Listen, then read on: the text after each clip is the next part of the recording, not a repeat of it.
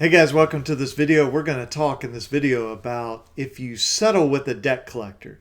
So the debt collector sued you, or they write you a letter, they call you, and they say you owe a certain amount of money and you settle with them. Can you owe taxes on that?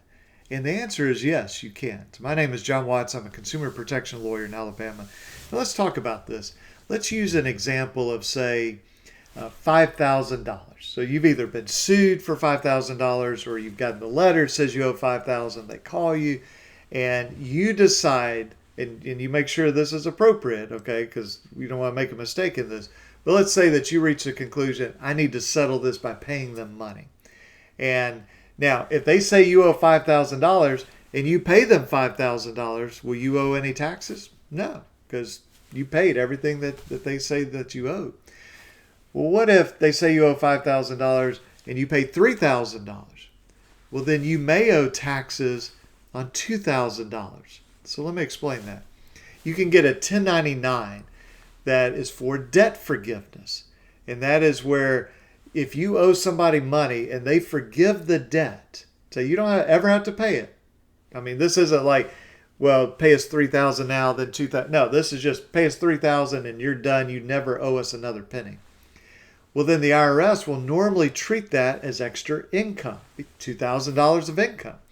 And so the next January, you'll get a 1099 in the mail that says you have $2,000 in debt forgiveness income, which means you have to pay taxes on that unless you have an exception. So let's think about why that is. Okay, so why would I have to pay taxes on that? So let me give you a totally different example. Let's say that I borrow $20,000 from you. Okay. And I mean, it's a real loan, there's contract, all that, and you hand me $20,000 in cash. Do I have to pay taxes on that $20,000? I mean, if I get $20,000 from my job, I have to pay taxes on that. If I sell land or stock or something else, I may have to pay taxes on the gain that I make. So do I have to pay taxes on that $20,000 in cash you gave me? No.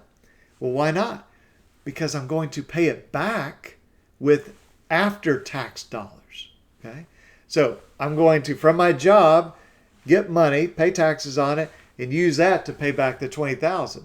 So everything's good. Well, what if I never pay that $20,000? Well, then the IRS looks at me and says, you know, John, it's kind of like you got $20,000 without having to pay any taxes on it, so we're going to count that as income for you. So we're going to deem you to have made $20,000 in income, and you got to go pay taxes on that. Well, same thing if instead of me paying nothing, what if I pay $5,000? Well, then I have $15,000 of income. Now, it can get a little complicated. We're talking about interest, principal, fees, things like that. And there is an exception. Certainly get with your tax person on this.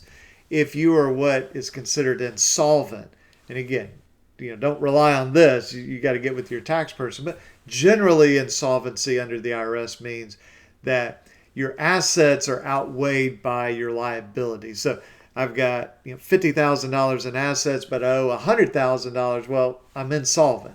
And in that situation, if the right things happen, then I may not have to pay any taxes on that forgiven debt. So what's the point of all this? You need to know this when you're settling a debt. I mean, I've seen people that they may go to a lawyer. The lawyer says, okay, there's a $100,000 claim and, we're going to pay $55,000 on it. Well, that may be a fantastic settlement, maybe a terrible settlement. I don't know. But the lawyer doesn't tell the consumer, oh, by the way, this is in June. Come January, you're going to get a notice that $45,000 worth of income. So what's your tax bracket? Are you in a 20% tax bracket? Let's see, $45,000 times 20%. What's that? $9,000. And there can be state taxes as well. So just understand that if you're settling with the debt collector, paying a debt collector money, I don't want you to be surprised by it. Now, this is not to say you should go out and pay 100 cents on the dollar, because it's always cheaper to pay taxes than to pay 100 cents on the dollar. But what happens is people will pay this settlement and they think, oh, I am so glad, I'm totally done with that, never have to think about this again. And then January they get this big surprise. And it also has implication if you're paying a debt buyer that's suing you. They may sue you for $20,000 and they're like, just pay us something. Well, you may end up buying a really large tax liability by doing that. So if you're settling with a debt collector, make sure you understand if you're doing it on your own, are you going to be hit with taxes? If you have a lawyer, ask your lawyer, what's the deal with taxes? What is being done to either minimize or prevent having to pay taxes on this? So that's a very legitimate question, because ultimately you have to figure all this out. Here's what I'm paying my lawyer. Here's what I'm paying the debt collector, if you're paying the debt collector any money. And here's what I may get hit with in taxes. So just be aware of that. It's not saying never settle if you have to pay taxes. It's just saying you've got to know this so that you can then make the right decision, the right choice. So hope that that's helpful to you. If you need anything in Alabama, 205-879-2447 or alabamaconsumer.com. Thanks for watching this, and I'll talk to you later. Bye-bye.